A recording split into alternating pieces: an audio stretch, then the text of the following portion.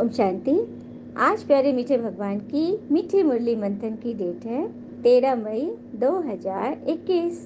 तो मीठे मीठे बाबा अपने बच्चों से कह रहे हैं कि तुम ब्रह्मा मुख वंशावली ब्राह्मण हो। तुम्हें ही पिता द्वारा ज्ञान का तीसरा नेत्र मिला है। तुम अभी ईश्वरीय गोद में हो। भगवान हम बच्चों को ब्राह्मण बना रहे हैं। कौन सा ब्राह्मण? तो ब्रह्मा मुख वंशावली। कैसे बनेंगे? जब परमात्मा आते हैं ना धरती पर, तो इस लेखराज दादा जो इस संस्था के फाउंडर थे, उनके तन में जब डायरेक्ट शिव परमात्मा ने प्रविष्टता ली, तो बाबा का नाम उन्होंने ब्रह्मा रखा, क्योंकि सृष्टि का गायन है ना, ब्रह्मा द्वारा स्थापना होती है सत्य की सृष्टि की। तो परमात्मा ने को स्थापना करना है सत्य की साम्राज्य की, तो उन्होंने लेखराज दादा का नाम ब्रह्मा रख दिया। और उनके मुख से जो गीता ज्ञान निकला, इस ज्ञान को सुनकर हम बच्चे अडॉप्ट करते हैं और अपने जीवन को सही रास्ते पे ले आते हैं, सही ट्रैक पर। तो हम बच्चे बन जाते हैं ब्राह्मण, ब्रह्मा मुख वंशावली ब्राह्मण। तो बाबा कह रहे तुम्हें ही मेरे द्वारा ज्ञान का तीसरा नेत्र मिलता है। तुम अभी ईश्वरीय गोद में हो। ईश्वरीय गोद, जीते जी ईश्वर की गोद, ईश्वर का प्यारा बनना, ये यहाँ सिखाया जाता है, क्योंकि यहाँ स्वयं भगवान बैठे हुए हैं। अब ऐसे बता दो ना कि भगवान आ चुके हैं, तो लोग विश्वास नहीं करेंगे।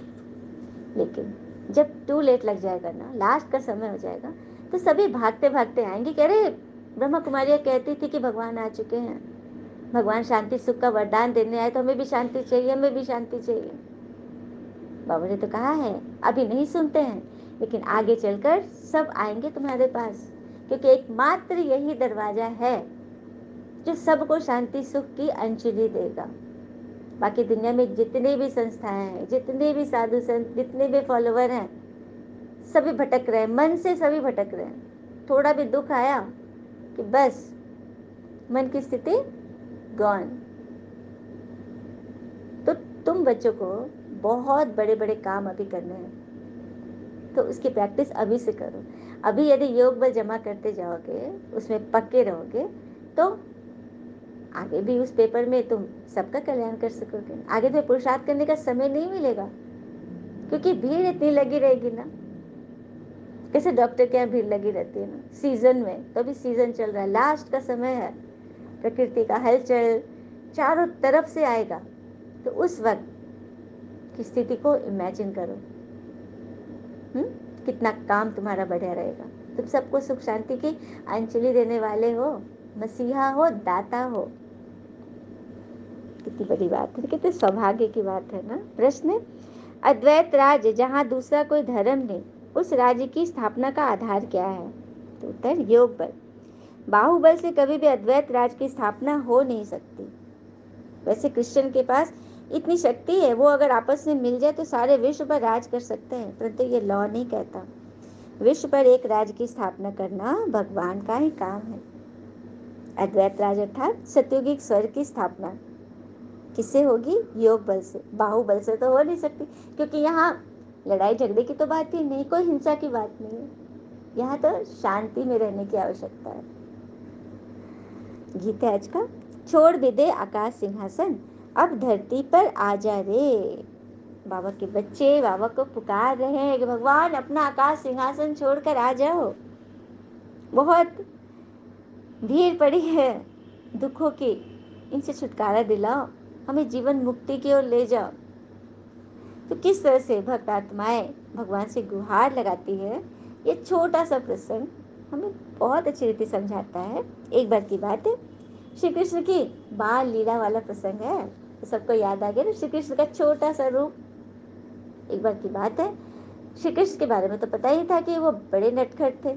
माखन चुराना, गोपियों को तंग करना, माता जी को एकदम परेशान कर देना, घर में इधर उधर दौड़ लगाना। तो जसोदा जी एक बार बड़ी उनसे नाराज हो गई और छड़ी लेकर उनके पीछे दौड़ पड़ी। तो श्री कृष्णा भी एकदम महल से बाहर निकल गए, भागने लगे, और माता पीछे पीछे, कान्हा आगे आगे। भागते भागते कान्हा एक कुम्हार के घर में छिप गया और कुम्हार से कहा, कुम्हार जी, क्या तुम थोड़ी देर के लिए मुझे अपने घर में छिपा सकते हो, क्योंकि मेरी माँ पीछे आ रही है डंडा लेकर मुझे मारने के लिए।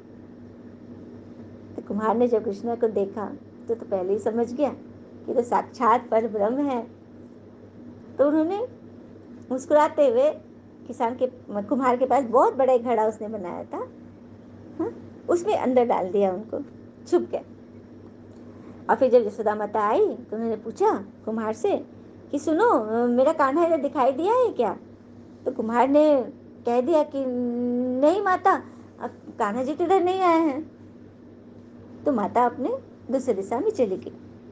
उसके बाद अंदर से कान्हा जी आवाज लगा रहे कि कुम्हार जी सुनो, मुझे बाहर निकालो। कुम्हार जी बोलते हाँ हाँ अभी निकालता हूँ। और वहाँ गए घड़ा के पास, लेकिन फिर बोले सुनिए ना, अ, मेरी एक मेरी एक बात मान लीजिए तो मैं आपको निकाल दूंगा। कृष्णा ने कहा कि अच्छा बोलो कौन सी बात? तो मैं हर दुख से छूट जाऊं, मैं भवसागर पार कर लूं, जीवन मुक्ति में आ जाऊं, यह वरदान मुझे दीजिए। कृष्णा ने बोला अंदर से कि चलो पूरा हुआ, तुम्हें वरदान मिल गया, अब तो मुझे निकालो। तो कुम्हार फिर कह रहा है कि एक बात और, मेरे जो परिवार वाले हैं ना, मेरे बाल बच्चे, ये सब मेरी बहुत केयर करते हैं, इनको भी इस भवसागर से पार करा दो ना, दुख से छुड़ा दो। कृष्णा ने बोला कि अच्छा इनको भी पार कराता हूँ, अब तो मुझे बाहर निकालो। बोले हाँ हाँ निकालता हूँ, लेकिन ये जो मेरे दो बैल हैं ना, मैं बाहर से मिट्टी लेकर आता हूँ तो इन्हें रौंदने के लिए ये दोनों बैल अपने पैर से इसको इसे मेहनत करते हैं। तो मैं चाहता हूँ कि इन दोनों के भी सारे दुख दूर हो जाएं, सदा ये स्वस्थ रहे, प्रसन्न रहे। कान्हा जी ने बोला कि हाँ हाँ ठीक, इनको भी वरदान दिया, अब तो मुझे निकालो। तो फिर कुम्हार बोलता है बस एक लास्ट प्रश्न एक और है कि मुझसे मिलने वाले जो भी आए, जो भी मेरी कथा सुने, जो भी मुझसे प्रीत रखते हैं या जो मेरे विपरीत हैं, उन सब का भी कल्याण हो, उन सब को भी दुखों से छूट जाए, ये मेरी विनती है। कान्हा जी वो तीनों प्रश्न सुने थे, चलो उन्हें अच्छा ही लगा था, पूरा किया, लेकिन जो चौथा प्रश्न था ना, कान्हा जी के दिल को टच कर लिया कि जो किसी को जानते भी नहीं उनके लिए भी दुआ कर रहे हैं, कितनी बड़ी बात है। कान्हा जी के मुख से एकदम अनायास निकल गया तथास्तु, बहुत खुश हुए। और फिर कुम्हार ने उनको निकाला और वे फिर अपने महल चले गए। तो देखा किससे ईश्वर ज्यादा खुश होते हैं? उनसे जो कि सबके लिए सोचते हैं, है ना। फिर बाबा कह रहे हैं कि तुम भारतवासी पुकारते आए हो कि मैं दूर देश का रहने वाला आऊं, क्योंकि इस समय भारत की बहुत धर्म ग्लानि का स्थिति चल रहा है, दुख हो पड़ा है। तो मुझे कहते हो कि आप आकर गीता का उपदेश सुनाओ।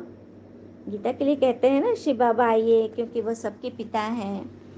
भारतवासी पर अभी रावण का परछाया पड़ा हुआ है, उसे छुड़ाने के लिए भगवान को आना पड़ता है, और बच्चे पुकारते हैं तो भगवान आ जाते हैं। और ये वही समय है, हाँ, सृष्टि के लास्ट का समय चल रहा है जब परमात्मा को आना पड़ा है। फिर बाबा कह रहे हैं कि तुम बच्चे जानते हो मैं कल्प कल्प अपना निराकारी रूप बदल कर आता हूँ। ज्ञान का सागर तो परमपिता परमात्मा मैं ही हूँ ना। बाकी किसी देवी देवता को परमात्मा नहीं कह सकते, शिव को ही परमात्मा कहते हैं। यह तो तुम बच्चे जानते हो कि मैं तुम्हारा सुप्रीम टीचर भी हूँ, सुप्रीम पिता भी हूँ और सुप्रीम गुरु भी हूँ।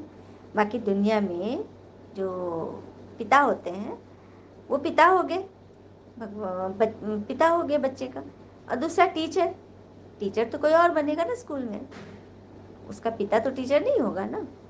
रेयर होता है कि उसका पापा भी उसके टीचर बनता है, स्कूल में पढ़ाता है। फिर आगे चलकर तुम बड़े होते हो, गृहस्थ आश्रम से जब परिपूर्ण हो जाते हो, बढ़ जाते हो, तो सदगुरु कर लेते हो। तो सब अलग अलग हो गए ना, बाप भी अलग, टीचर भी अलग, गुरु भी अलग। लेकिन यहाँ एक में हमें तीन तीन फायदे हैं। शिव बाबा हमारे पिता भी हैं, आत्माओं के पिता, टीचर भी हैं जो हमें भी पढ़ा रहे हैं, और सदगुरु भी हैं जो साथ लेके जाएंगे, है ना। लेकिन कोई बिरला ही होगा जो जो अपने बच्चे का पिता भी होगा और टीचर भी होगा, बहुत रेयर। भगवान जैसा तो कोई हो नहीं सके कि एक में तीन तीन का फायदा।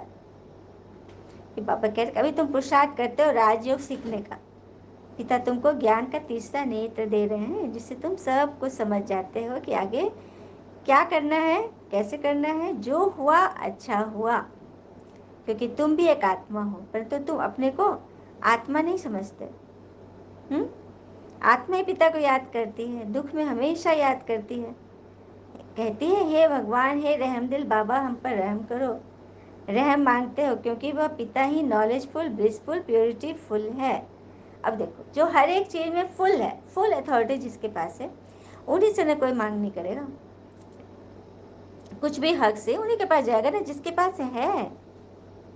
इसलिए तो बाबा ये ज्ञान के मोती हमें रोज रोज हमें माला माल कर रहे हैं। इतने भरपूर हो जाओ ना कि कोई भी तुम्हारे दरबार से खाली हाथ न जाए। और अपने विचारों को इतना पवित्र बनाओ।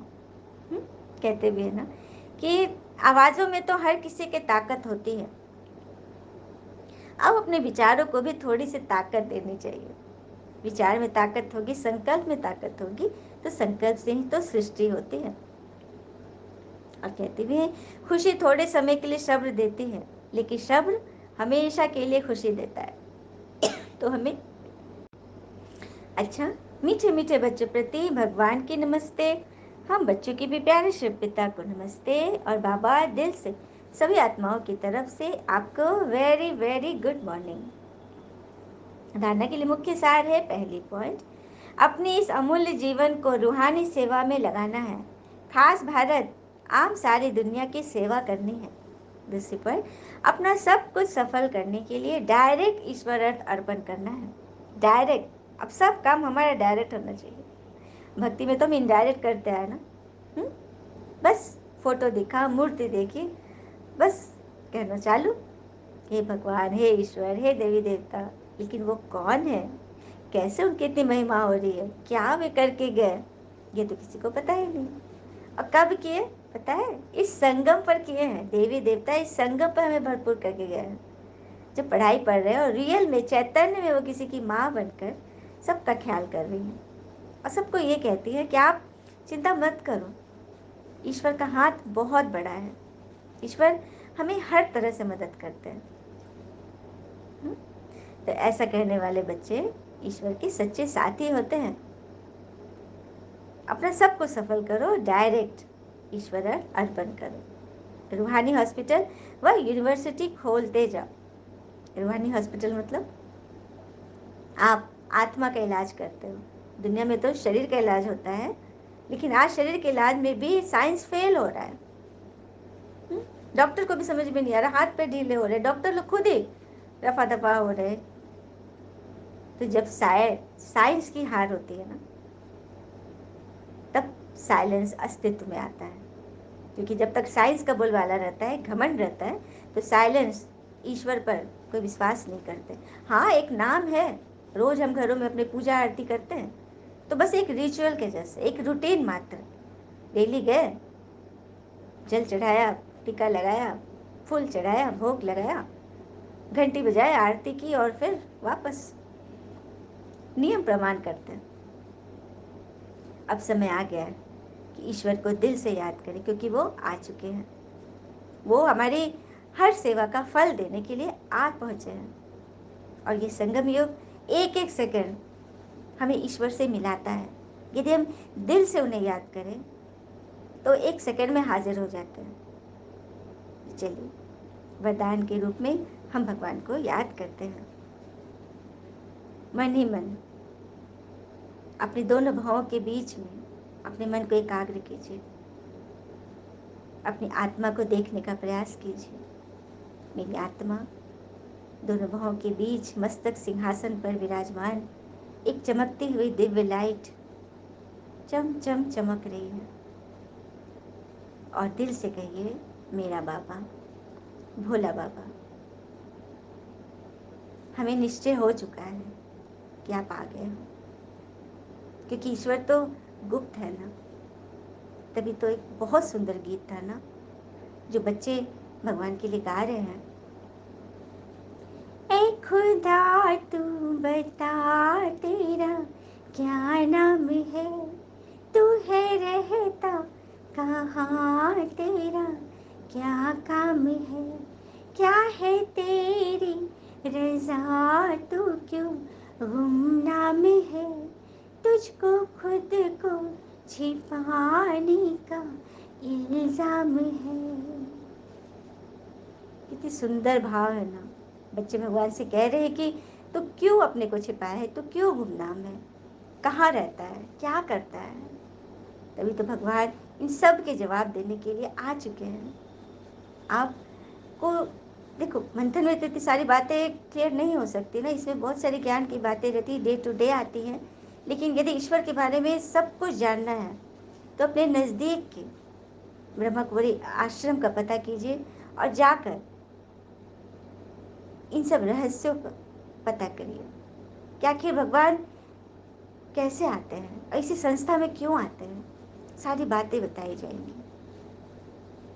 तो अभी जानने का आपको हक है, क्योंकि जो ईश्वर को पहचान लेगा ना, वो इस भयंकर परिस्थिति से आसानी से निकल आएगा। क्योंकि आपकी नैया के खेवैया जब भगवान बन जाएंगे तो फिर आपको सोचना क्या है, सब कुछ वही तो सोचेंगे, है ना।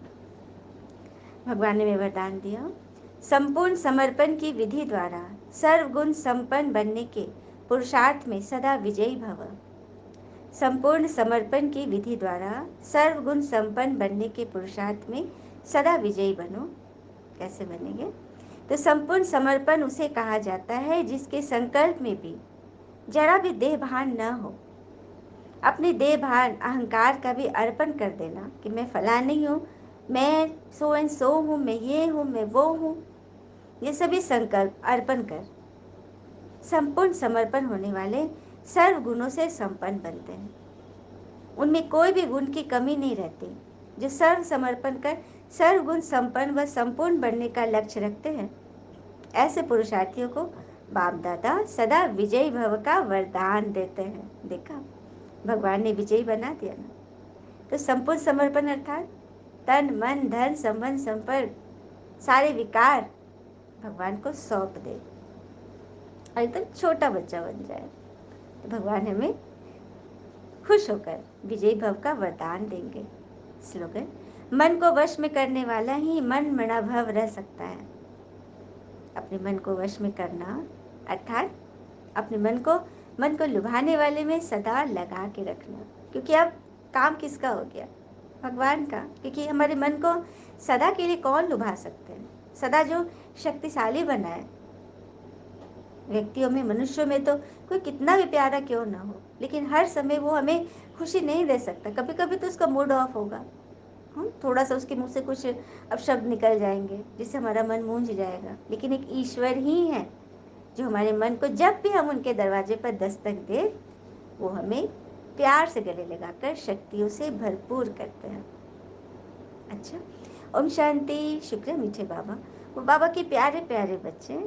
थैंक यू बाबा। और मन मना भाव रहने वाले बच्चे गन्ने की तरह होते हैं। कहते भी है ना, गन्ने में जहाँ गांठ होती है वहाँ रस नहीं होता, और जहाँ रस होता है वहाँ गांठ नहीं होती।